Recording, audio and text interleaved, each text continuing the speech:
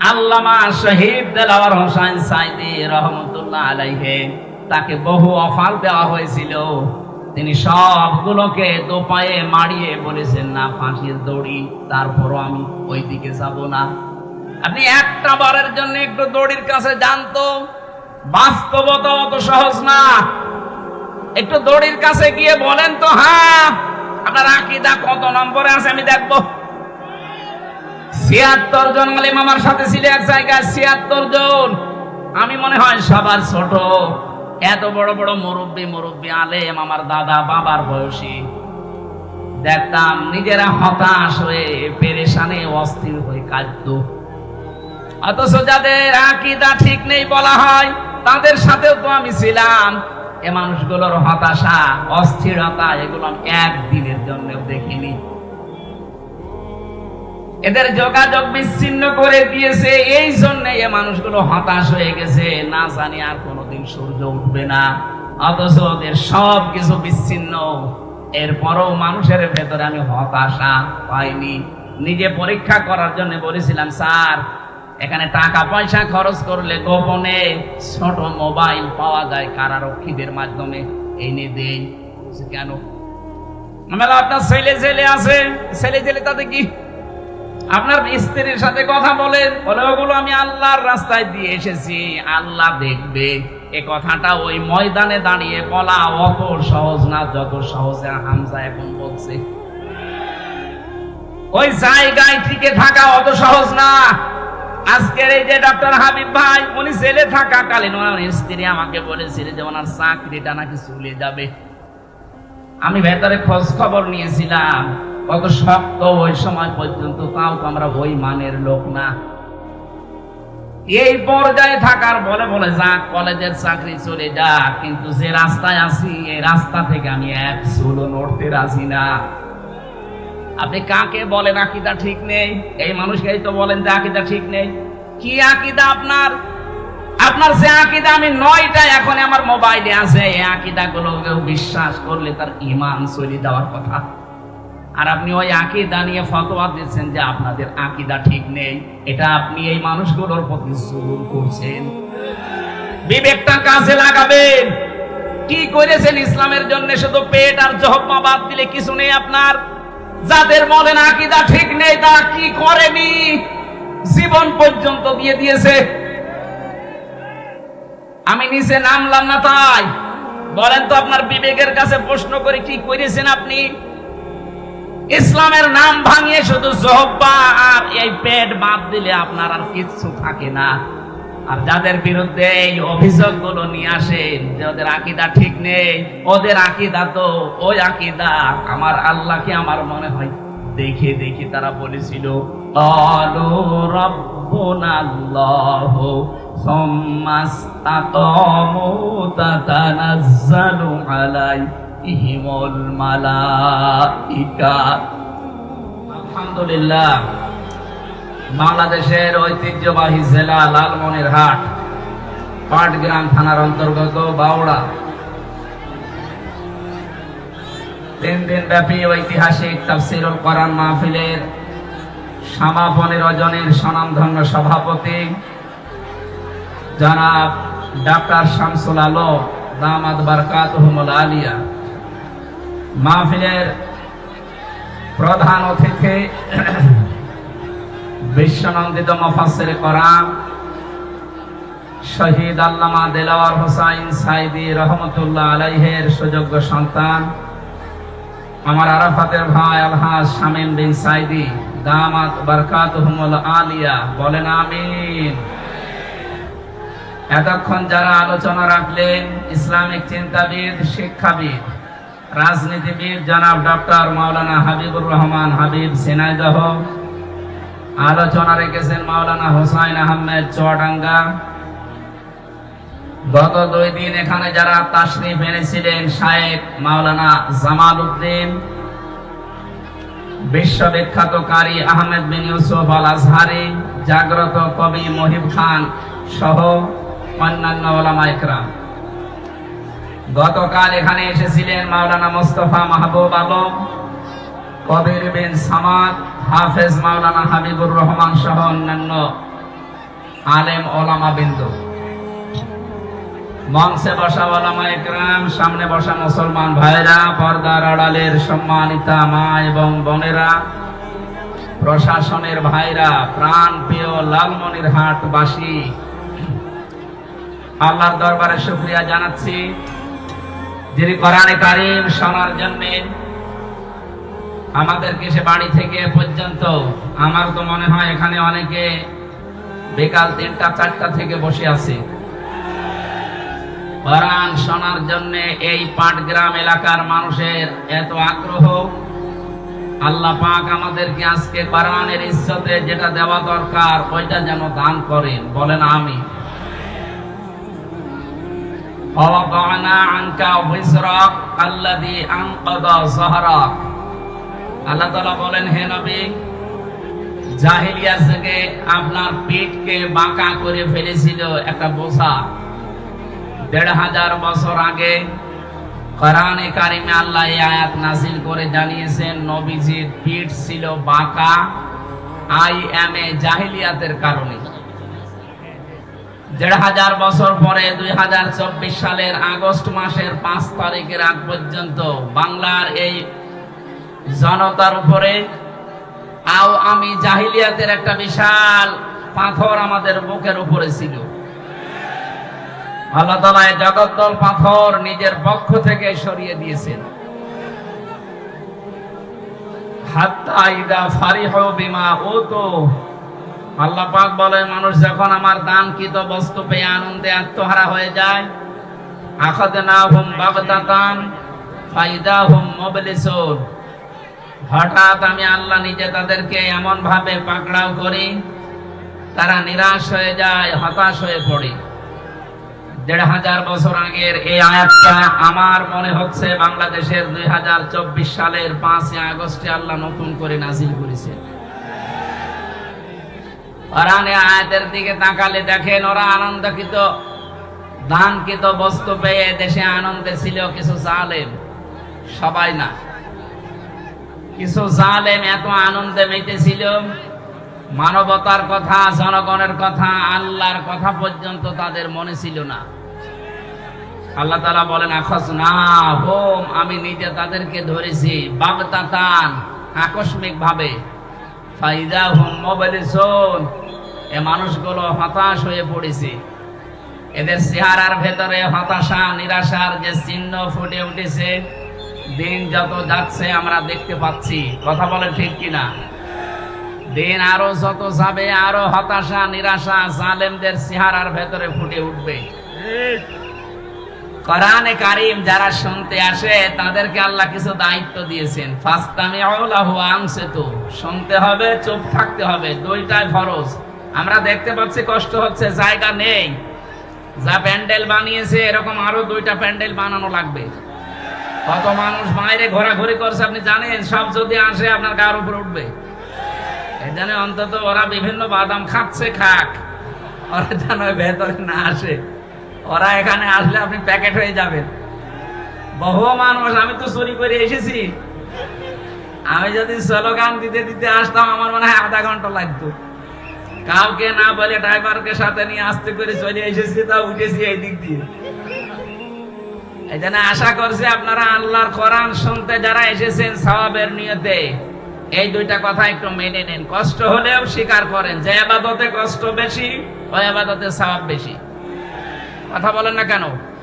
সুতরাং আজকের ইবাদতে যেহেতু কষ্ট হচ্ছে বেশি, আমরা চাই আজকের মাহফিলে যেন ডবল সওয়াব হয়। কিন্তু এটা শুনতে হলে চুপ থাকা লাগবে, শোনা লাগবে। এই 2টা যদি না মানেন ডবল গুনাহ হবে। সাদগায়ে জারিয়া যেমন হয়, গুনাহে জারিয়াও আছে। অনেকে মনে করে শুধু সাদগায়ে জারিয়া, মসজিদ বানিয়ে দিলাম, কিন্তু বানানোর আগে চিন্তা করে না যে টাকাটা কিসে। দোষের টাকা, সুদের টাকা দিয়ে মসজিদ বানালে সাদগায়ে জারিয়া হবে না গুনাহে জারিয়া হবে? এই জন্য যারা এসেছেন শুনতে, আইএমএ জাহিলিয়াত চলে গেছে, আমি জাহিলিয়াত চলে গেছে। কথা বলেন না কেন? আমরা কোরআনে কারীমের যে রং, এইটা এখন সামনে দেখতে চাই। সিবগাতাল্লাহ ওয়া মান আহসানু মিনাল্লাহি সিবগাতা ওয়া নাহনু লাহু আবিদুন। তোমরা আল্লাহর রঙে রঙিন হও। আল্লাহর চাইতে সুন্দর রং পৃথিবীতে আর কারো আছে?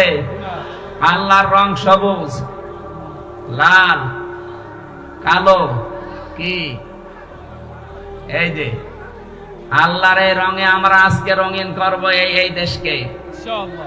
53 বছর তো দেখেছি এ দেশকে বিভিন্ন জিনিস দিয়ে অনেকে চালিয়েছে। কথা বলেন না কেন? বাবা চালিয়েছিল, আমরা তো দেখিনি। আজকের সভাপতি ডাক্তার শামসুল আলম হয়তো দেখতে পারে। দুর্ভিক্ষে মানুষ মারা গেছে। আমি কি বানিয়ে বললাম? বাবা চালিয়েছিল এ দেশটা, দুর্ভিক্ষে মানুষ মারা গেছে। স্বামী চালিয়েছিল কারো কারো, আপনাদের চাচাও চালিয়েছে, সে যেভাবেই হোক। ভাবি চালিয়েছে, ববু চালিয়েছে। কথা বলে না কেন? যদিও ববু এই 8-9 দিন ধরে একটা মিথ্যা কথা সারা বিশ্বের মডলদেরকে শোনাচ্ছে যে আমি নির্বাচিত ছিলাম, আমাকে উৎখাত করা হয়েছে। এটা তাহা মিথ্যা কথা।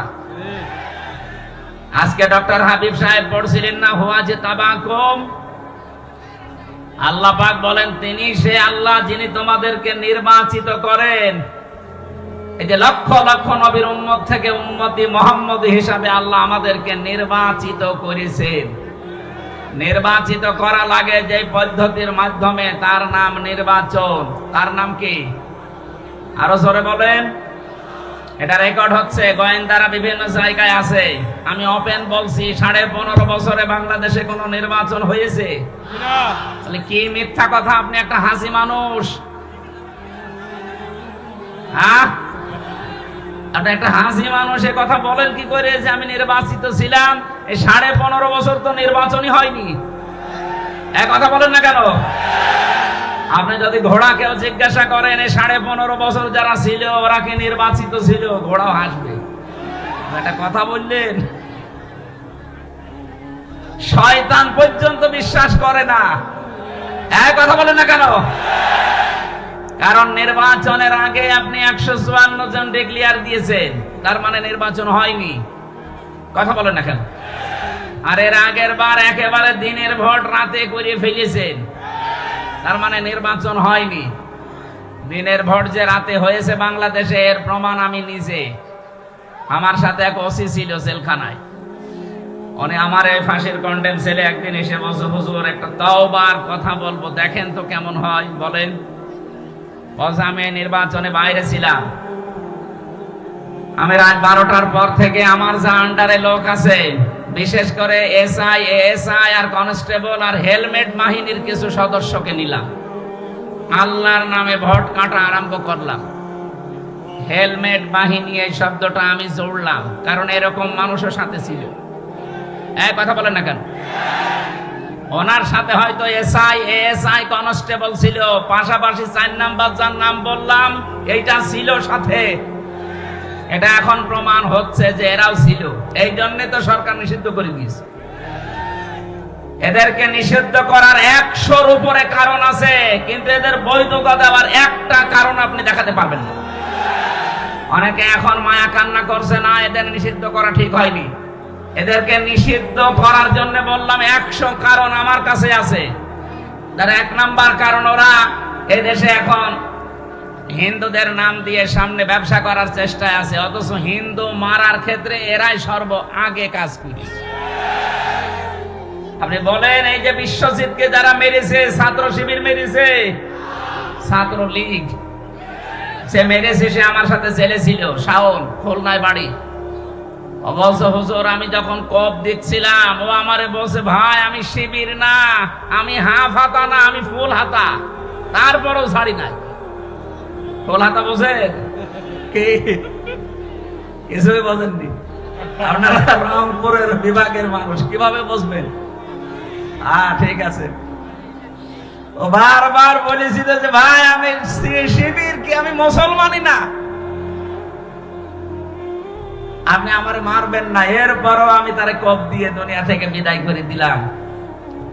এরকম 100টা কারণ আছে আপনাকে নিষিদ্ধ করার মতো, কিন্তু বৈধতা দেওয়ার মতো একটা কারণও নেই। আপনি একটা বলেন যে এই কারণে তাদের বৈধতা দেওয়া যায়। যারা সেঞ্চুরি করে ধর্ষণের পরে মিষ্টি বিলাতে পারে, কোন মায়ের সন্তান তাদের বৈধতা দিতে পারে? তার বিবেকে কাজ করবে? ওটা যদি আপনার মেয়ের সাথে আপনার বোনের সাথে হয়তো বলেন তো আপনি কি করতেন? জবাই করে ফেলতেন। এই কথা বলেন না কেন? তাও তো কম হয়ে গেছে যে নিষিদ্ধ করেছে, ওদেরকে অন্তত জবাই করা দরকার যা করেছে 15.5 বছর। জন্মলগ্ন থেকে শুরু করে এই 24 সালের 5 আগস্ট পর্যন্ত এখনো ষড়যন্ত্র থেমেনি ওদের। এখনো পর্যন্ত বলছে এই দিন দিন না, আরো দিন আছে। ওর ওই দিনের কাছে নিয়ে যাওয়া দরকার। কথা বলে না কেন?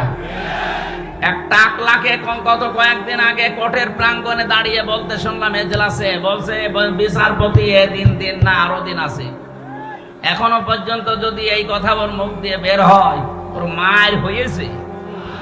বলেন এদেশে আলেম, এই যে আলেমদেরকে ধরার পরে হাতে বেড়ি শুধু দেয়নি, হাতে ডান হ্যান্ডকাপ লাগিয়ে নিয়ে যাবে না, মাথায় দড়ি টাঙিয়ে মনে হচ্ছে নিয়ে যাচ্ছে, কাউকে গরুর মতো, কাউকে ছাগলের মতো। আমার মাথায় দড়ি বেঁধেছি। আর এখন যাদেরকে নিয়ে যাচ্ছে দেখা যাচ্ছে কি জামায় আদরে যাচ্ছে হাসতে হাসতে। না, এখানে কোন দুর্বিসন্ধি হচ্ছে। আমরা চাই আমাদের উপরে যা করেছেন তার 100 ভাগের 1 ভাগ অন্তত করেন। দেলার হোসেন সাইদি, শফিকুল ইসলাম মাসুদ, এরা রিমান্ড থেকে বের হওয়ার পরে দাঁড়াতে পারে না, 3-4 জনের কাঁধে ভর করে যাওয়া লাগে। আর এরা রিমান্ড থেকে মনে হচ্ছে জামায় আদরে বের হচ্ছে।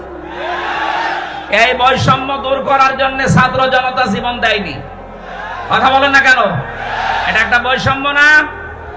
আমাদের সাথে কি করলেন, এদের সাথে কি করছেন? আমরা চাই যা করেছেন তার অন্তত 100 ভাগের 1 ভাগ তাদের উপরে করেন।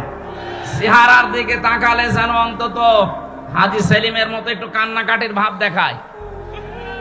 আমি মামলার হাজিরা দিতে গিয়েছিলাম, শেষ মামলা, দেখলাম আল্লাহর ওলি হাজী সেলিম সাহেব কাঁদতেছে, শিশুর মতো হাউমাউ করে কাঁদে। অত আর নৌকা বলতে পারে না, কথা বন্ধ করে দিয়েছে আল্লাহ, বলো হৌকা। সম্মানিত ভাইরা, আমরা আইএমএ জাহিলিয়াত কিতাবে পড়েছি, ইতিহাসে পড়েছি, আমি জাহিলিয়াত 15.5 বছর দেখেছি। কথা বলেন না কেন? নতুন আর কোন জাহিলি যুগ আমরা এই দেশে দেখতে চাই না। অনেকে এখনো ষড়যন্ত্র চালাচ্ছে নতুন একটা যুগের তৈরি করার জন্য। এতগুলো মানুষ জীবন দিয়েছে নতুন কোন যুগ দেখার জন্য না। যারা জীবন দিয়েছে তাদেরকে কবরে যে জিজ্ঞাসা করবেন, প্রত্যেকেও বলবে আমরা আল্লাহর বিধান দিয়ে দেশ চালাতে চাই। কারণ যারা শহীদ হয় তাদেরকে মৃত বলা নিষেধ। কথা বলেন না কেন? মুখ দিয়ে যেন কেউ না বলে যে মরে গেছে, না বলা যাবে না। এমনকি অন্তরে ধারণাও করা যাবে না মরে গেছে। কোরআনে কারিমে 2 জায়গায় আল্লাহ এমন দিয়েছেন, সূরা বাকারায়, সূরা আলে ইমরানে, যে যারা শহীদ হয় তাদেরকে এই মুখ দিয়ে বলবা না মরে গেছে। যারা শহীদ হয় অন্তরে কোনোদিন ধারণাও করবা না মরে গেছে। বালা হায়াউন ইনদা রাব্বিহিম ইরযাকুন, তারা জীবিত এবং আমি আল্লাহর কাছে তারা রিজিক পায়। সুবহানাল্লাহ বলতে পারেন নাই? সুতরাং আমার কথা হচ্ছে, মূল কথা, যারা মিথ্যা ছড়াচ্ছেন এখনো পর্যন্ত, বিশেষ করে ডোনাল্ড ট্রাম্প আসার পরে দেখছি কারো কারো বৃদ্ধি বেড়ে গেছে। মনে করছে মডলদেরকে কথা বললে বিশ্বাস করবে। শয়তান যেখানে বিশ্বাস করে না, অন্তত ট্রাম্পের মতো এরকম একজন মানুষ বিশ্বাস করবে। সে আজকে এই যে পেপারে লিখেছেন না, সংবাদে আজকে জানাচ্ছে যে কেউ যেন একটা এডিট করে চালিয়ে দিয়েছিল। ডোনাল্ড ট্রাম্প ক্ষমতায় আসার পরে নাকি জানিয়েছে যে বাংলাদেশের প্রধানমন্ত্রী শেখ হাসিনা, অথচ 40 মিনিট তার কাছ থেকে বক্তব্য নিয়েছে সাংবাদিক, একটা বারের জন্য বাংলাদেশ সম্পর্কে কোনো কথা সে বলে নাই। এই এডিট করে করে মানুষকে আর কত অডিও কল শোনাবেন বলেন তো? নিজেই কল দেয়, নিজেই রেকর্ড করে, নিজেই এডিট করে, নিজেই ছেড়ে দেয়। এগুলো এখন প্রমাণ পাওয়া যাচ্ছে।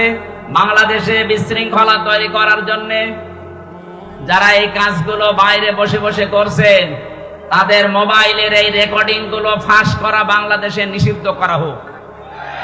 এক কথা বলেন, আমরা চাই দেশটা যেভাবে শান্ত আছে এভাবে আরো শান্ত হোক। বিশৃঙ্খলা তৈরি করার জন্য যেই মাথা ছাড়া দেবে ওই মাথায় কেটে ফেলা লাগবে।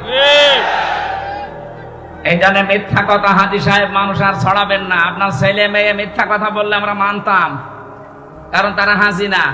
আপনি একটা হাজি। আমার আরাফাতের বোন, কথা বলছে না কেন? আমার আরাফাতের ভাই ডক্টর হাবিব, আর উনি আমার আরাফাতের বোন। আমার বোন হয়ে মিথ্যা কথা বলবে, এটা মেনে নেওয়া যায় না? এটা করবেন না। আমি জানি যা করি এই দেশে সব আপনার কাছে চলে যায়। আশা করছি এরকম মিথ্যা কথা সামনে আর ছড়াবেন না। মানুষের সিম্পিতি আর পাবেন না। এতদিন যা পেয়েছেন মানুষ এখন বুঝে ফেলেছে। মানুষের ভেতরে আল্লাহ ভয় তৈরি করে দেয় 5টা কারণে। কয়টা বলেন বলেন? নবীজি একদিন নবুয়ত পাওয়ার পরে এসে বলেছিলেন, খাদিজা আমাকে ঢেকে দাও, জাম্মিলুনি ইয়া খাদিজা, আমি ভয় পেয়েছি। রংপুর বিভাগের মানুষেরা খেয়াল করে শোনেন, আল্লাহ রাব্বুল আলামিনের নবী খাদিজাতুল কুবরাকে যখন বলেছিলেন আমি ভয় পেয়েছি, আমার জীবনের উপর আমার আশঙ্কা হচ্ছে, আমাকে ঢেকে দাও, খাদিজাতুল কুবরা ওই দিন 5টা কথা বলেছিলেন।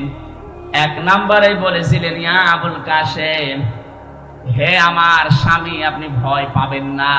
কাল্লা ওয়াল্লাহি মা ইউখজিকাল্লাহু আবাদান, কখনোই না, আল্লাহ আপনাকে কোনোদিন ভয় দেখাতে পারে না। ইন্নাকা লা তাসিলুর রহিমা, কারণ আপনি রক্তের সম্পর্ক, আত্মীয়তার সম্পর্ক ঠিক রাখেন। এগুলো আপনি সম্পর্ক আরো জুড়ে দেন, আপনি নষ্ট করেন না আত্মীয়তার সম্পর্ক, আপনাকে আল্লাহ ভয় দেখাবে না। এ হাদিস দ্বারা বোঝা যায় যারা মানুষের সাথে সম্পর্ক নষ্ট করে তাদের ভেতরে অজানা একটা ভয় আল্লাহ তৈরি করে দেয়। কথা বলে না কেন? এই যে আপনি পালিয়ে গেলেন, আপনি তো আত্মীয়তার সম্পর্কগুলো সব ছিন্ন করেছেন। অন্তত রংপুর বিভাগের মানুষেরা, এই বিভাগে যেহেতু আপনার শ্বশুর বাড়ি, এরা তো সব আপনার দেবর নাই শ্বশুর, এদেরকেও বলে গেলেন না? এ বিভাগের মানুষকে তো অন্তত বলে যাওয়ার দরকার ছিল যে আমরা, আমার শ্বশুরের এলাকার লোক, এরা হয় আমার দেবর হবে না শ্বশুর হবে। এই দেবর শ্বশুর ভাসুর গুলো আজ আমার মনে হচ্ছে এতিম হয়ে গেছে। এদের সাথে রক্তের সম্পর্ক, এদের সাথে আত্মীয়তার সম্পর্ক, এদের সাথে আপনার রেহেমের সম্পর্ক, কারণ আপনার সন্তান ছেলে মেয়ে সব এই বিভাগ থেকেই তৈরি হওয়া। কথা বলেন না কেন?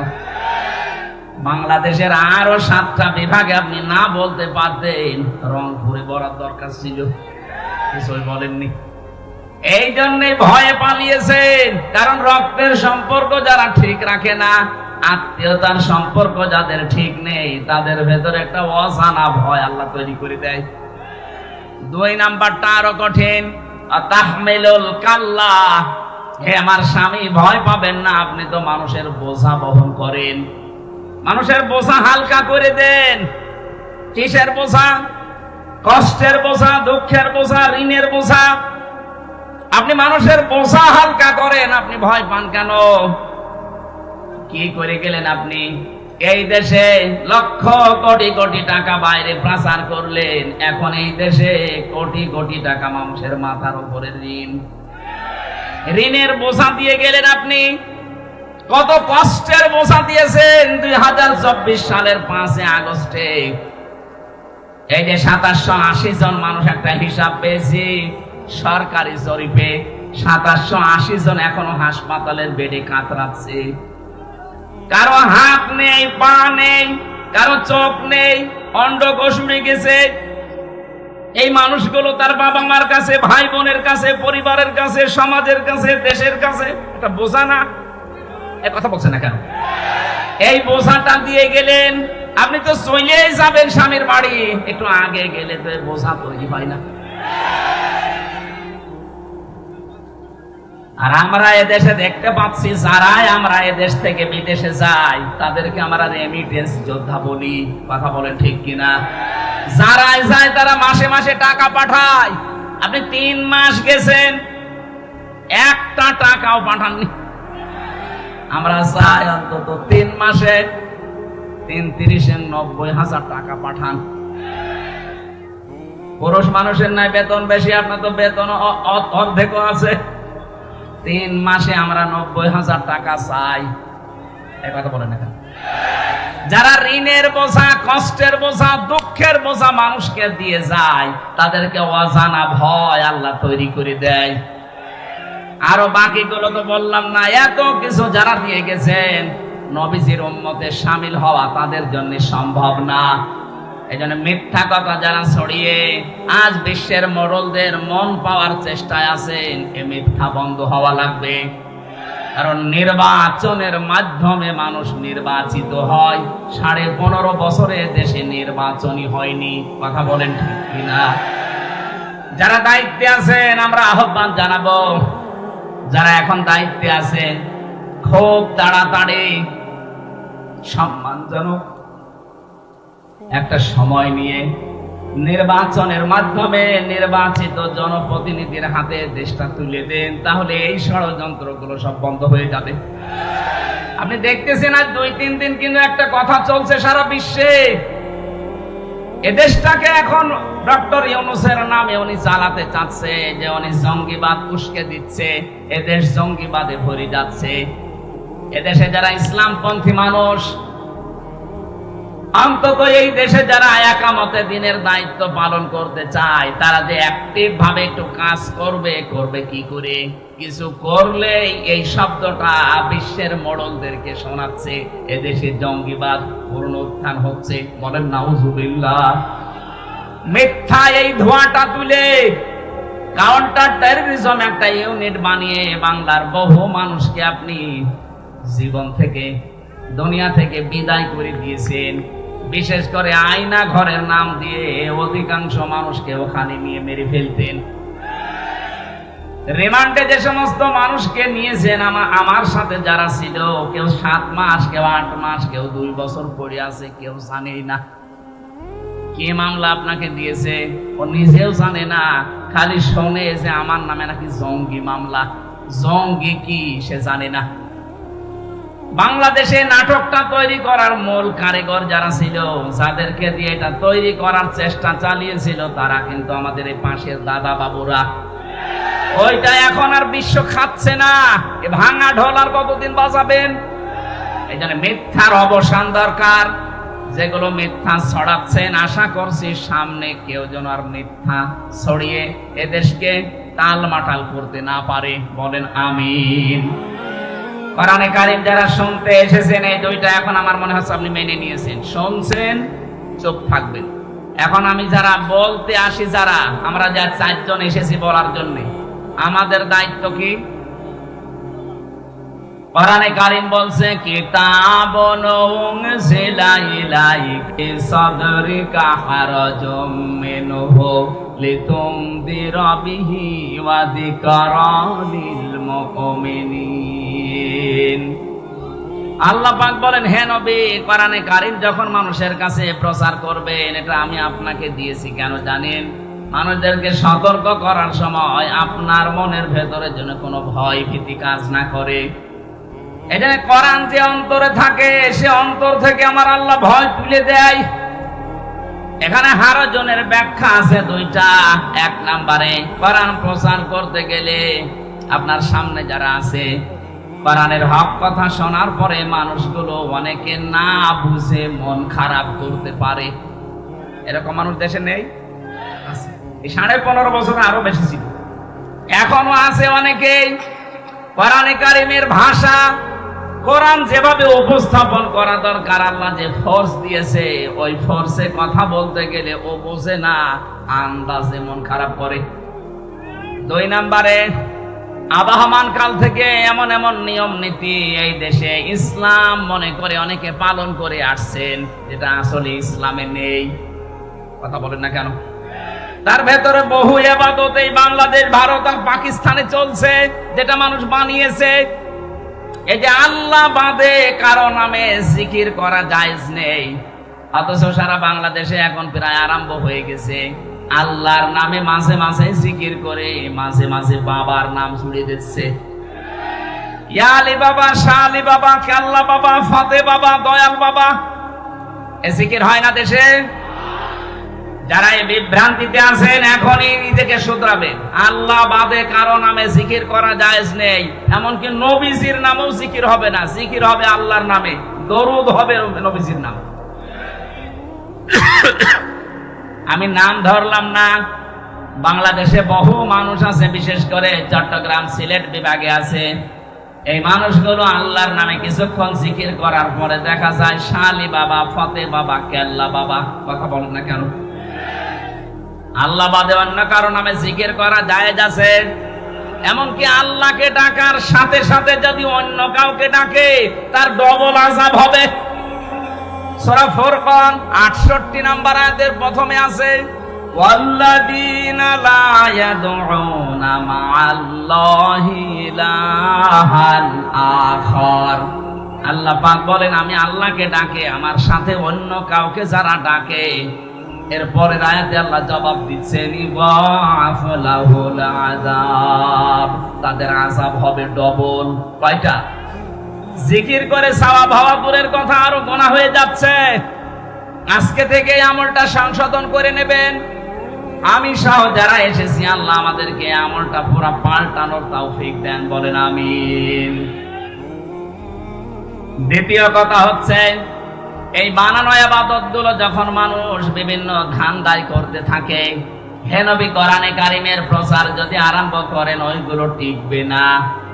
ওই বানানো ইবাদত যখন টিকবে না, ওই মানুষগুলো দেখবেন তখন আপনার প্রতি রাগ করবে, তেড়ে আসবে। ওয়াইদা তুতলা আলাইহিম আয়াতুনা বায়্যিনাতিন তা'রিফু ফি বুজুহিল্লাযীনা কাফারুল মুনকার।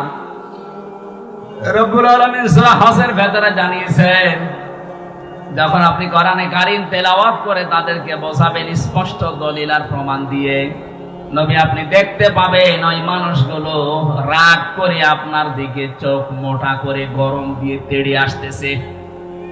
আমরা এতদিন দেখেছি অনেক আলেমের কাছ থেকে মাইক পর্যন্ত এদেশে 15.5 বছরে কেড়ে নিয়েছে। আলেমরা কি বাবার কথা বলতো? কথা বলেন। বহু আলেমের কাছ থেকে আমি মাইক কেড়ে নিতে দেখেছি, বহু আলেমকে স্টেজে উঠতেই দেয়নি। এই কথা বলেন না কেন? 1500 বছর আগে কাফেরদের চরিত্র আল্লাহ যেটা বলেছিলেন, 1500 বছর পরে দেখলাম অনেকের সাথে এই চরিত্র মিলে যাচ্ছে। যার সাথে চরিত্র মিলবে তাকেও তো সেই নামে ডাকা লাগবে। কথা বলেন না কেন?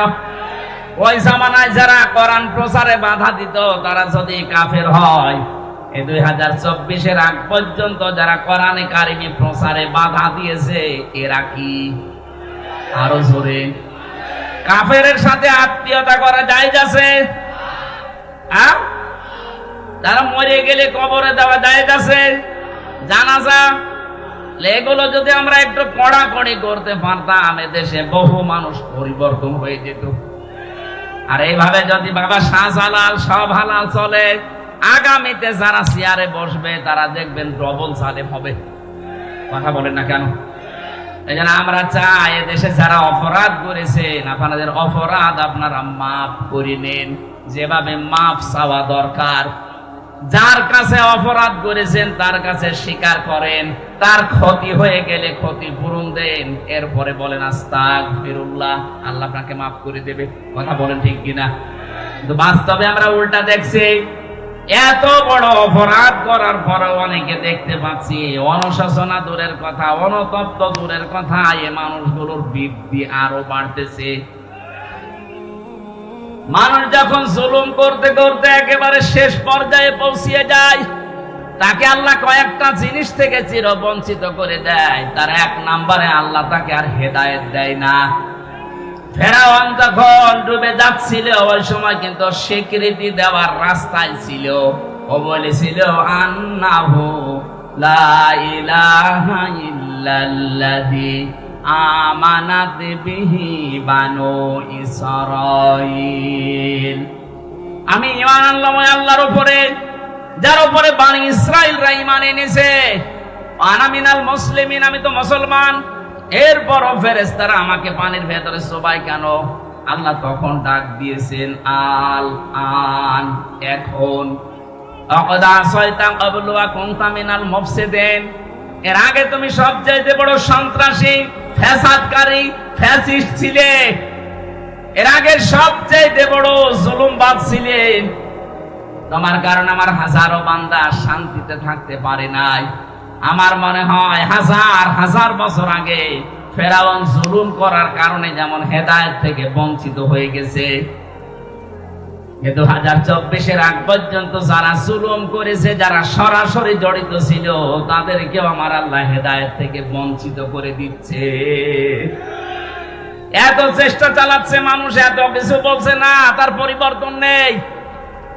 আবু জেহেল যেদিন বদরের ময়দানে যাবে, ওইদিন কাবার গিলাফ ধরে বলেছিল, কাবার মালিক তুমি একজন আছো, আমি জানি মুহাম্মদের বিরুদ্ধে যাচ্ছি যুদ্ধ করার জন্য বদরে, সত্যের পক্ষে যে আছে তাকে তুমি বিজয় দিও। ওর দোয়া আল্লাহ কবুল করে নিয়েছে, কারণ ও তো সত্যের পক্ষে ছিল না। ওই ময়দানে যাবার পরে যখন ওকে হযরতে আব্দুল্লাহ বিন মাসউদ বুকের উপরে ওঠার পরে ছুরি চালিয়েছে, তখন জিজ্ঞাসা করেছে, মানান তাকে তুমি? হযরতে আব্দুল্লাহ বিন মাসউদ ওই সময় জবাব দিয়েছিলেন, আমি ইবনে মাসউদ। ওকে ডাক দিয়ে বলছে, দেখো তুমি আমার গলা যখন পচ দেবে ছুরি দিয়ে একটু বড় করে কাটবে, কারণ মানুষ যেন দেখে বুঝতে পারে যে এটা নেতার মাথা। জোরে বলেন নাউজুবিল্লাহ।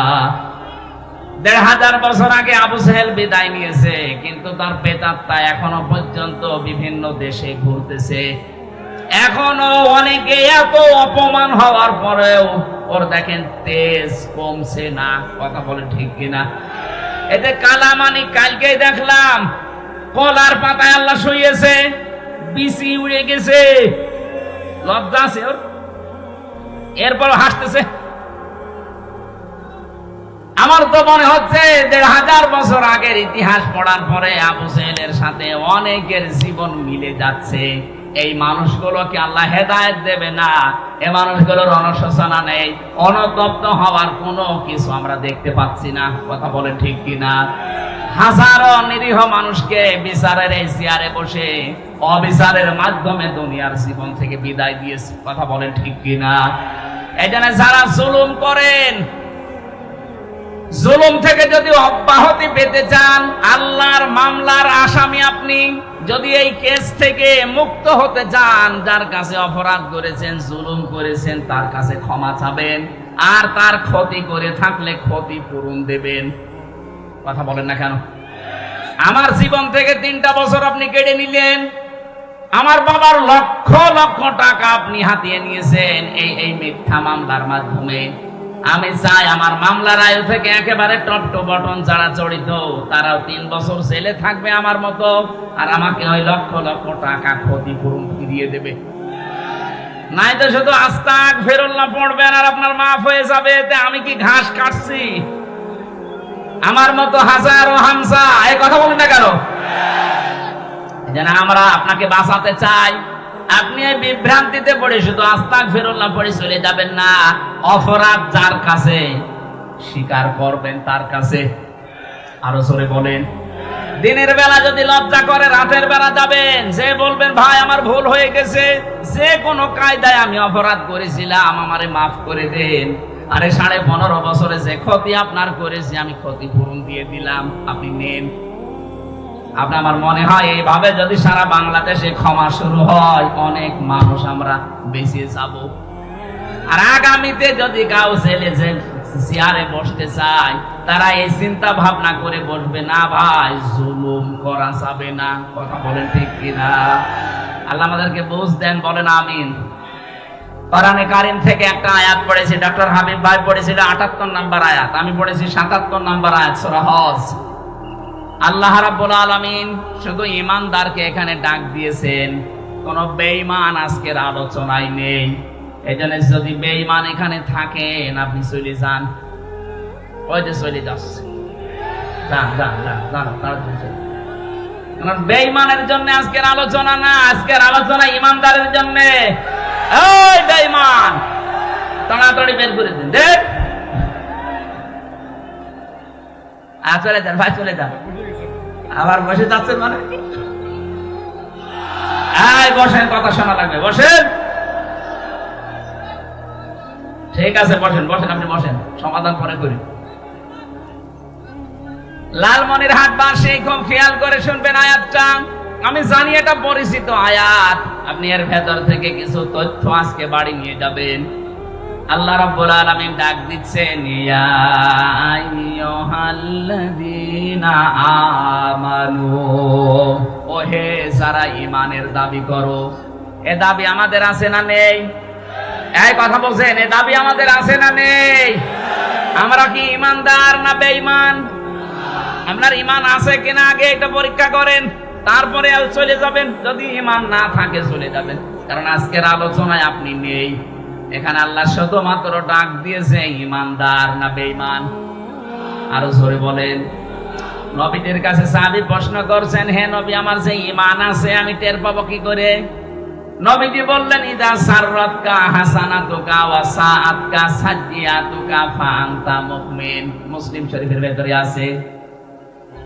নবীজি বললেন, যখন তোমার ভালো কাজগুলো তোমাকে আনন্দ দেবে, অন্যায় কাজ করলে তোমার ভেতর থেকে একটা বাধা আসবে। অন্যায় কাজ করলে তোমার অন্তর থেকে একটা বাধা আসবে। ফাআনতা মুমিন, তখন বুঝবে তোমার ঈমান আছে। আজ আমরা অনেকেই এমন আছি, ভালো কাজ সবার কাছে ভালো লাগে না, অন্যায় কাজ দেখলেও সবার কাছে অন্যায় মনে হয় না। কথা বলেন ঠিক কিনা? এই আয়না ঘরের সাথে যারা জড়িত ছিল, এটা কি অন্যায়? কথা বলেন, আরো জোরে বলেন। আপনি কি বাস্তব বুঝতেছেন? একটা মানুষ কবরের মতো জায়গায় 8 বছর 10 বছর 14 বছর পড়ে আছে, এখন কি দিন না রাত সে জানে না, কোন মাস জানে না, কোন বছর জানে না। এরকম একটা ভয়ঙ্কর জায়গায় আপনি রাখলেন তাকে, এটা জানতেন যে আছে। এই খারাপ কাজ দেখার পরও আপনার ভেতর থেকে কোনো বাধা আসে নাই। আপনি হজ 14 বার করেই করবেন কি, আর 25 বার করেই করবেন কি? আপনার তো ঈমান নেই, আপনি বেঈমান। বলেন। আমি মাঝে মাঝে রিমান্ডে যখন চিন্তা করতাম, আল্লাহ যারা দায়িত্ব পালন করে যায় এখানে, এরা যে আচরণ গুলো করে, বিশেষ করে এই রিমান্ডে যারা দায়িত্ব পালন করে, এরা বাইরে যে সংসার করে কি করে, এই মানুষগুলোর কি বিবেক মরে গেছে?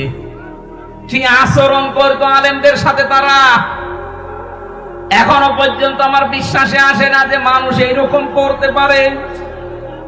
আল্লাহ রাব্বুল আলামিন তাহলে এই হাদিস দ্বারা আমরা যেটা বুঝতে পারলাম, ভালো কাজ দেখলে আনন্দ লাগবে, অন্যায় দেখলে কষ্ট লাগবে, তার ভেতরে ঈমান আছে।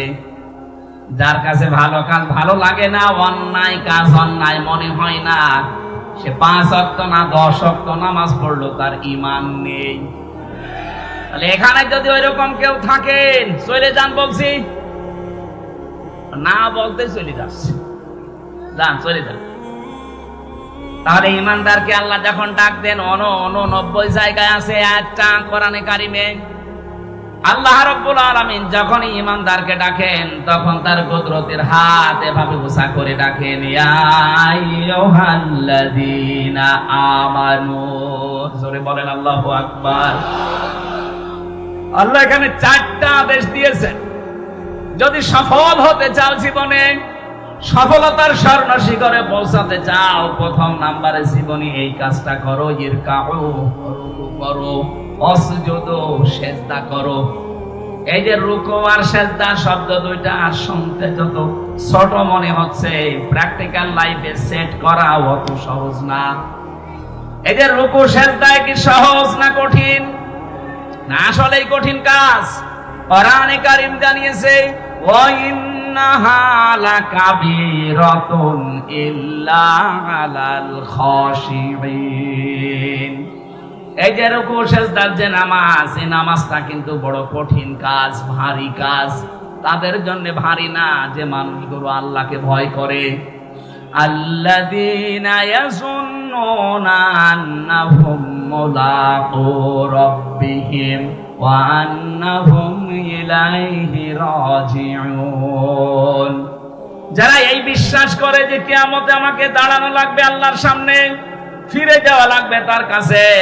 আল্লাহর কাছে দাঁড়াতে গেলে সর্বপ্রথম হিসাব দেওয়া হবে রুকু সেজদার। কথা বলেন ঠিক কিনা? আউয়ালু মা ইউহাসাবু বিহিল আবদু ইয়াউমাল কিয়ামাতি সালাহ। কিয়ামতের সর্বপ্রথম আপনার হিসাব হবে কিসের? আরো জোরে বলেন। সাহাবারা এই কথা শোনার পরে তারা এত গুরুত্ব দিয়েছেন সালাতের, নামাজের। আমি একজন সাহাবীর জীবনী পড়েছি, হযরতে আব্দুল্লাহ আনসারী রাদিয়াল্লাহু তাআলা আনহু। এত গরিব মানুষ ছিল, নবীজি যেদিন বলেছিলেন যে জামাতে হাজির হয়ে নামাজ পড়ো, ওয়াকিমুস সালাতা ওয়া আতুজ যাকাতা ওয়ারকাউ মা'আর রাকিবিন, নামাজ কায়েম করো, সম্পদ থাকলে যাকাত দাও, আর রুকুকারীদের সাথে রুকু করো। তার মানে জামাতে হাজির হয়ে নামাজ পড়ো। সাহাবী এটা শোনার পরে ওই দিন থেকে তিনি বাস্তবে আয়াতটা সেট করেছিলেন। স্বামী স্ত্রীর মাত্র দুইজনের মিলে একখানা কাপড় ছিল, ছত্র ঢাকার মতো। স্ত্রীকে গর্তের ভেতরে রেখে উনি নামাজে যায়। নামাজ শেষ করে ফরজ তাড়াতাড়ি বাড়িতে চলে আসে। হযরত ওমর একদিন নালিশ দিলেন, হে রাসূল, আব্দুল্লাহ আনসারী এ মুনাফিক মনে হয়। কেন? আসে সবার পেছনে, ফরজ নামাজ হয়ে গেলেই দৌড় দিয়ে চলে যায়। বিশ্ব নবী বললেন, না, আন্দাজে ধারণা করবা না, কারণ মানুষের মনের খবর জানে কে? আরো জোরে বলেন। বাংলাদেশে আমরা এখন অনেক বিষয় একটু গভীরে চিন্তা করলে দেখেন, যে মানুষগুলোকে আজ আকীদা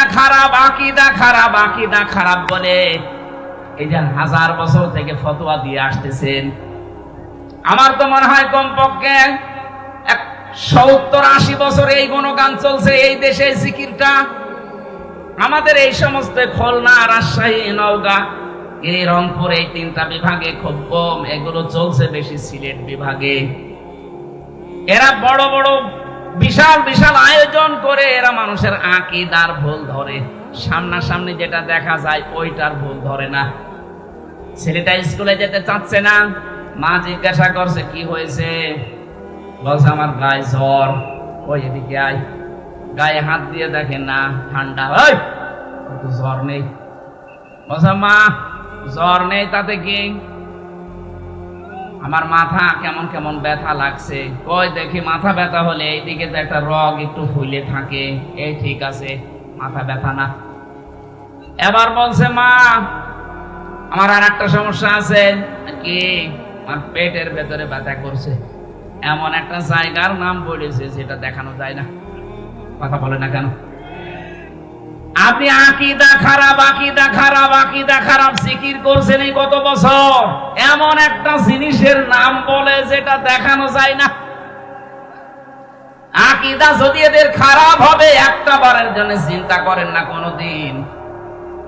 এরা কত সুযোগ সুবিধা পাওয়ার কথা ছিল। সেদিন মামুনুল হক ভাই যশোরে বলছিলেন, আল্লামা শহীদ দেলাওয়ার হোসেন সাইদি রহমতুল্লাহ আলাইহি, তাকে বহু অফার দেওয়া হয়েছিল, তিনি সবগুলোকে দোপায়ে মারিয়ে বলেছেন না ফাঁসির দড়ি, তারপরও আমি ওই দিকে যাব না। আপনি একটা বারের জন্য একটু দড়ির কাছে জানতো, বাস্তবতা অত সহজ না। একটু দড়ির কাছে গিয়ে বলেন তো, হ্যাঁ আপনার আকীদা কত নম্বরে আছে আমি দেখবো। 76 জন আলেম আমার সাথে ছিল এক জায়গায়, 76 জন। আমি মনে হয় সবার ছোট। এত বড় বড় মুরব্বী আলেম, আমার দাদা বাবার বয়সী। দেখতাম নিজেরা হতাশ হয়ে, পেরেশানে, অস্থির হয়ে কাঁদতো। অথচ যাদের আকীদা ঠিক নেই বলা হয়, তাদের সাথেও তো আমি ছিলাম। এ মানুষগুলোর হতাশা, অস্থিরতা, এগুলো আমি একদিনের জন্যও দেখিনি।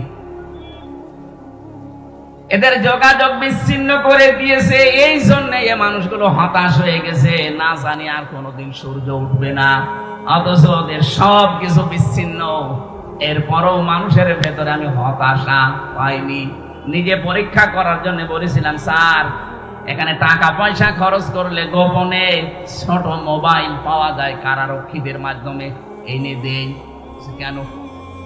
আপনার ছেলে আছে, ছেলে তাতে কি?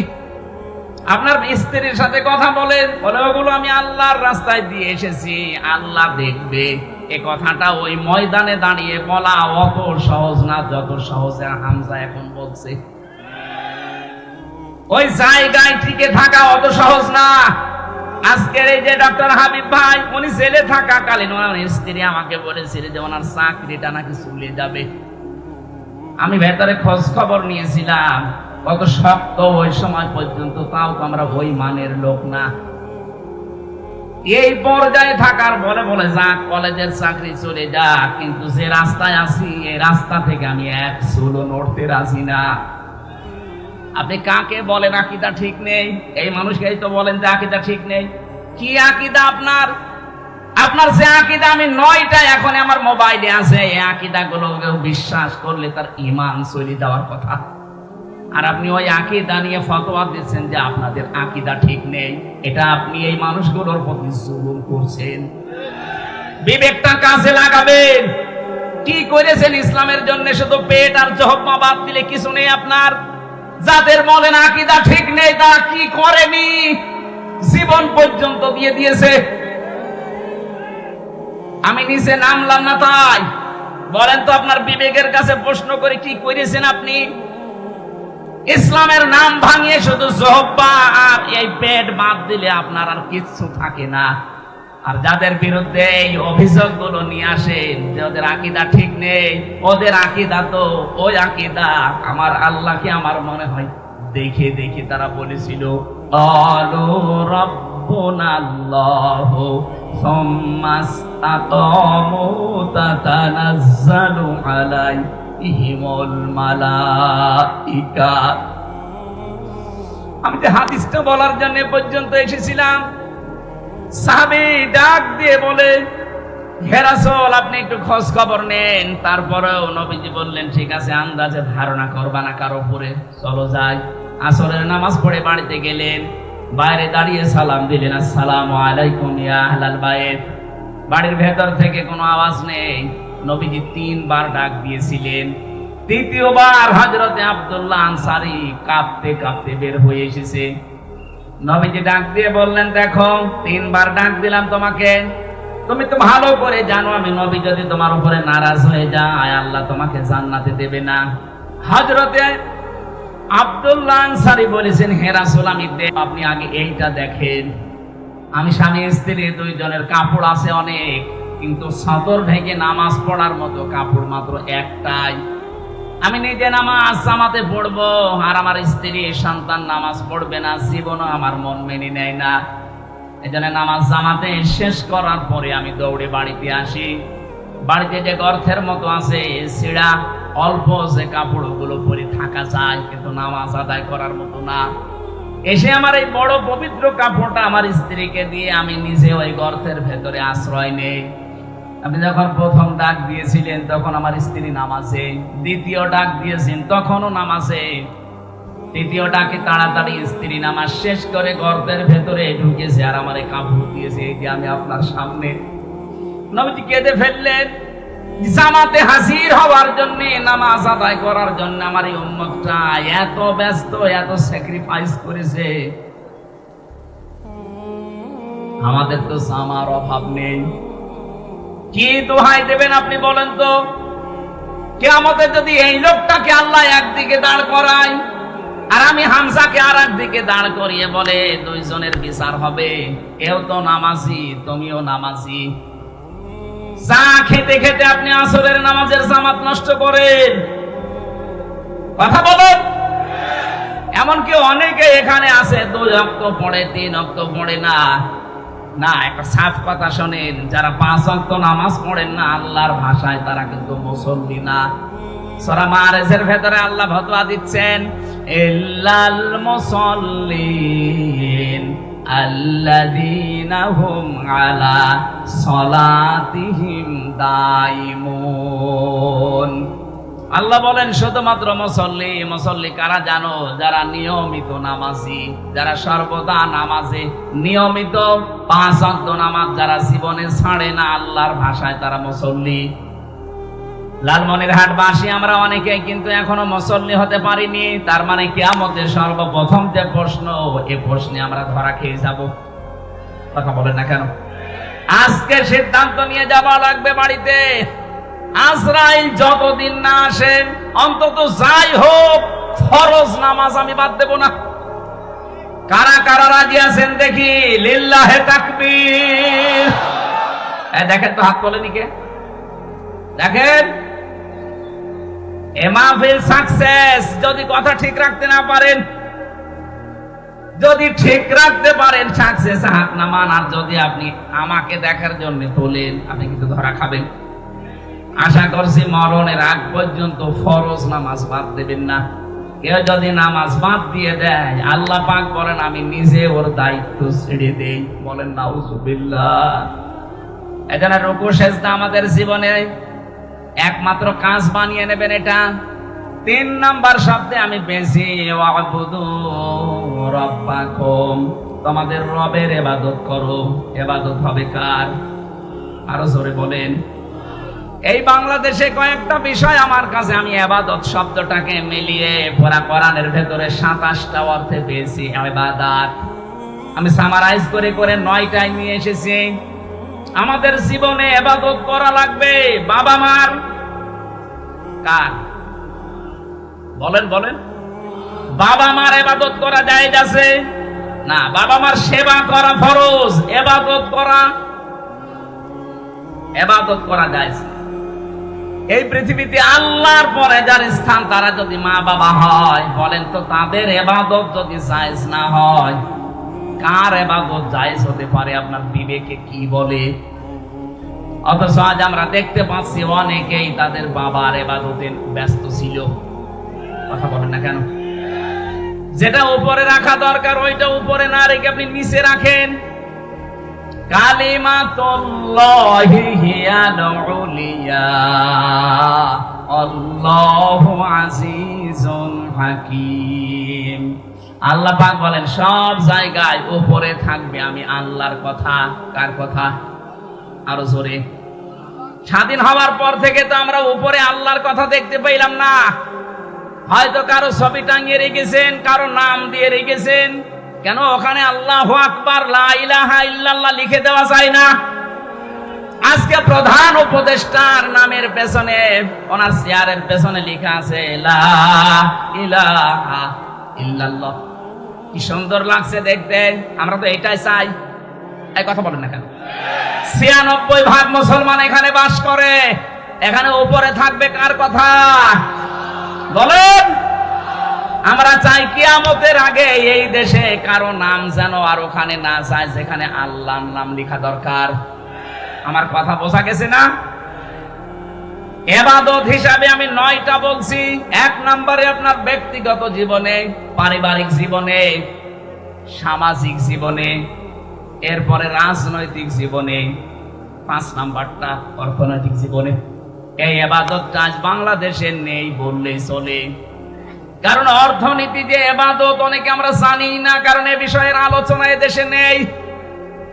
আজ এই 15.5 বছরে অর্থনীতি যে ইবাদত এটা যারা দাঁড় করিয়েছিল তাদের এই সেই ইসলামী ব্যাংকে ধ্বংস করে ফেলেছে। 75,000 কোটি টাকা সেখান থেকে মারিং কাটিং করে। আমরা চাই আমাদের অর্থনৈতিক জীবনে ইবাদতটা আবার দাঁড় করাতে। আহ্বান জানাবো যে যেখানে আছেন অর্থনীতি যে একটা ইবাদত, এটাকে যদি আবার আপনি দাঁড় করাতে চান, আমার যতটুকু ধারণা আছে আপনি সব বাদ দিয়ে ইসলামী ব্যাংকে আবার লেনদেন করবেন। প্রশ্ন আসতে পারে এখানে কি সুদ দেয় না? হ্যাঁ দেয়। আরে ভাই নবীর নিজে নবীজি 13 বছর মক্কায় ছিলেন। 13 বছর মক্কায় কি নামাজ পড়েননি? এই কথা বলছেন না কেন? 13 বছর মক্কায় নামাজ পড়েছেন কাবার দিকে না অন্য দিকে? কেন? কাবাতে তো 313টা মূর্তি ছিল।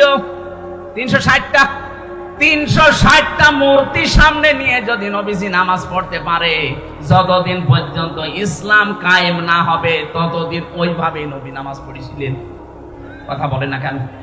এদেশে যতদিন যাকাত ভিত্তিক অর্থনীতি কায়েম না হবে ততদিন অন্য যত ব্যাংক আছে, সোনালী, রূপালী, চৈতালি, সব ব্যাংকের তুলনায় ইসলামী ব্যাংকে লেনদেন করা আপনার জন্য সবচাইতে বড় ইবাদত।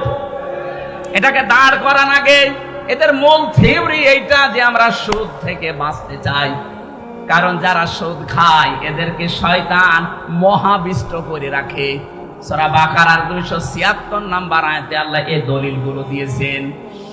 আল্লাযীনা ইয়াকুলুনার রিবা লা ইয়াকুমুনা ইল্লা কামা ইয়াকুমুল্লাযী ইয়াতাখাব্বাতুহু শাইতানু মিনাল মাস। আমি দলিলগুলো লম্বা করতে পারছি না। এই আয়াতগুলো থেকে প্রমাণ হয় সুদ যারা খাবে শয়তান তাদেরকে এমন ভাবে মোহবিষ্ট করে রাখে, স্পর্শ করে রাখে, কিয়ামতের দিনও তারা শিকলবদ্ধ হয়ে আল্লাহর সামনে অপমান অবস্থায় দাঁড়াবে। বলেন নাউজুবিল্লাহ। 3-4 আয়াত পরে আল্লাহ দলিল দিয়েছেন দুনিয়াতে যারা সুদের সাথে জড়িত থাকবে এই মানুষগুলো তাদের মায়ের সাথে জিনা করার গুনাহ করবে। যারা সুদ জানার পরও না ছেড়ে দেন এই মানুষগুলো আল্লাহ এবং রাসূলের সাথে যুদ্ধ করার জন্য তারা ব্যস্ত। বলেন নাউজুবিল্লাহ। ইয়ামহাকুল্লাহুর রিবা ওয়া ইউরবিস সাদাকাত। আল্লাহ বলেন আমি সুদকে ধ্বংস করি আর সাদকা যাকাত এগুলোকে আমি আল্লাহ দুনিয়াতে বৃদ্ধি করি। আজ যারা অবৈধ ইনকামের মাধ্যমে সম্পদ জমা করেছিল বাস্তব উদাহরণ 5 তারিখে আমার আল্লাহ সব ধ্বংস করে দিয়েছে। 8 কোটি 10 কোটি 12 কোটি টাকার গাড়ি রাস্তায় পড়ে আছে, মালিক নেই। এই কথা বলছেন না কেন? এগুলো কি বৈধভাবে সব নিয়ে আসা? সব অবৈধ ইনকাম। এই জন্য অবৈধভাবে যারা উপায় করবেন সুদের ঘুষের বিভিন্ন হারাম ইনকাম দিয়ে এগুলো আপনাকে আল্লাহ রাখতে দেবে না, সব আপনার জীবদ্দশায় নষ্ট হয়ে যাবে। আমরা বিশ্বাস করি কোরআনের আয়াতকে অর্থনৈতিক জীবনে আর সব জায়গায় যদি আমরা বিষয়গুলো সামনে নিয়ে আসতে পারতাম যে এটা একটা ইবাদত, আল্লাহ তার রব, আল্লাহ আমাদেরকে তার ইবাদত করার জন্য সফল হওয়ার জন্য জানিয়েছেন। সুতরাং আমরা আজকে থেকে ইবাদত হিসাবে মুশারাকা আছে, মুদারাবা আছে, মুরাবাহা আছে, বায়ে সালাম আছে, বায়ে রেজাল আছে, বায়ে মুআসসাল আছে, বায়ে মুহাসসানা আছে, বায়ে ইহতিসান আছে। এই বিষয়গুলো এক একটার ভেতরে তিনটা করে ভাগ করা আছে ইসলামী অর্থনীতিতে। আর সকালবেলা বিকালবেলা জিকির না করে বসে বসে যদি এইগুলো আলোচনা করে, নামাজ যেমন ফরজ অর্থনৈতিক ইবাদত ফরজ। কথা বলেন না কেন? আজ মানুষ এটা জানে না, নামাজ পড়ে যাচ্ছে সুদের টাকা তুলতে। এখানে বহু মানুষ এমন বসে আছেন আমি জানি যারা 1000 টাকা ছেড়ে রাখে মাসে মাসে 100 টাকা করে বেশি পায়। এটা যে মায়ের সাথে জিনা করার গুনাহও জানেই না, অথচ নামাজ পড়ে আসলো।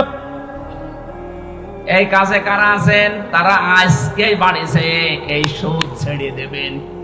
যে 1000 টাকা ছেড়ে রাখেন প্রতি মাসে মাসে 100 টাকা বেশি পান। যারা আছেন ছেড়ে দেবেন কারা কারা হাত তোলেন তো? 2-1 জন আছে।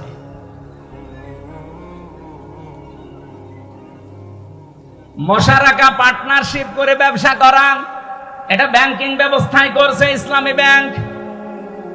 মুদারাবা বিশ্ব নবী নিজে এটা করেছিলেন, হযরতে খাদিজাতুল কুবরা অর্থ দিয়েছিলেন, নবীজি শ্রম দিয়েছিলেন। আজ ইসলামী ব্যাংক যদি এভাবে করে আপনার টাকা নিয়ে আপনি অর্থ দেবেন, তারা শ্রম দিয়ে যা লাভ হবে ওই লাভ আপনাকে দেবে, এটা জায়েজ আছে? হ্যাঁ, 100% মুক্ত হওয়ার সম্ভাবনা ওই দিন পর্যন্ত যতদিন পর্যন্ত বাংলাদেশে যাকাত ভিত্তিক অর্থনীতি রাষ্ট্রীয়ভাবে কায়েম না হয়। যখন রাষ্ট্রীয়ভাবে কায়েম হয়ে যাবে তখন আর কাবা শরীফের ভেতরে 360টা মূর্তি থাকবে না। নবীজি নিজে ওগুলো ভেঙেছিলেন, আলীকে দিয়ে ভাঙিয়েছেন, পুরা পরিষ্কার করার পরে তিনি নামাজ পড়েছিলেন। কথা বলে ঠিক কিনা? আমাদের দেশে যতদিন যাকাত ভিত্তিক অর্থনীতি রাষ্ট্রীয়ভাবে কায়েম না হয় ততদিন পর্যন্ত আপনি ইসলামী ব্যাংকে কারবার করেন। গুনাহ যদি হয় হোক, যারা দায়িত্বে আছে ওদের হবে, আপনার গুনাহ নেই। অফালুল খায়রা, ভালো ভালো কাজ করবা। এই দুনিয়ায় যত ভালো কাজ আছে সব চাইতে ভালো কাজ হচ্ছে ইয়াসআলুনাকা মাযা ইউনফিকুন কুল মা আনফাকতুম মিন খায়রিন ফালিল ওয়ালিদাইনি ওয়াল আকরাবিন। আল্লাহ পাক বলেন মানুষ জিজ্ঞাসা করে টাকা পয়সা খরচ করব কোথায়, আপনি বলেন এই দুনিয়ায় ভালো ভালো কাজে খরচ করো। যত ভালো কাজ দুনিয়ায় আছে এই 1 নাম্বার ভালো কাজ মা বাবার জন্য খরচ করা। এখানে আমাদের জীবনের ফরজ ভালো কাজ এইটা, কিন্তু যার যতটুকু সামর্থ্য আছে মা বাবার জন্য খরচ করবেন, নিকট আত্মীয় স্বজন যারা আছে তাদের খোঁজ খবর রাখবেন। আল্লাহ পাক বলেন ওয়াফালুল খায়রা লাআল্লাকুম তুফলিহুন, আশা করা যায় তোমরা দুনিয়াতে সফল হবে, আর দুনিয়ায় যারা সফল তারা আখিরাতেও সফল হবে। এই জন্য আমাদেরকে আল্লাহ দোয়া শিখিয়েছেন। এবার আমরা দোয়া করছি, রব্বানা যালামনা আনফুসানা ওয়া ইল্লাম তাগফির লানা ওয়া তারহামনা লানাকুনান্না মিনাল খাসিরিন। মোনাজাতে হাত তোলেন, রব্বানা আতিনা ফিদ দুনিয়া হাসানা ওয়া ফিল আখিরাতি হাসানা ওয়া কিনা আযাবান নার। দুনিয়ায় কল্যাণ দাও, আখিরাতেও শান্তি দিও, জাহান্নামের ওই কঠিন আযাব থেকে আমাদেরকে সবাইকে তুমি বাঁচাও। রব্বুল আলামিন গভীর রজনী পর্যন্ত কোরআনে কারিমের কথাগুলো আমরা শুনেছি।